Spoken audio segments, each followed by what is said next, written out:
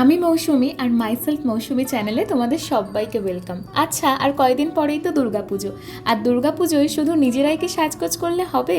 যেই ঘরটাতে আমি থাকছি সেই ঘরটাকেও তো সুন্দর করে সাজিয়ে তোলার দায়িত্বটা আমাদেরই, তাই না?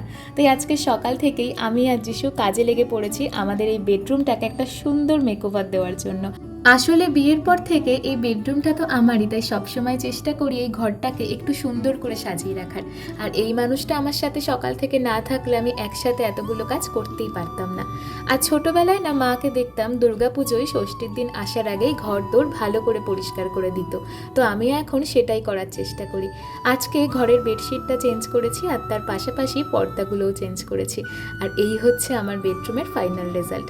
তোমাদের কেমন লাগলো আমাকে অবশ্যই জানিও। সো আজকের শর্ট ছিল এইটুকুই। সবাই ভালো থেকো, সুস্থ থেকো। দেখা হচ্ছে নেক্সট কোনো ভিডিওতে। Till then, tata.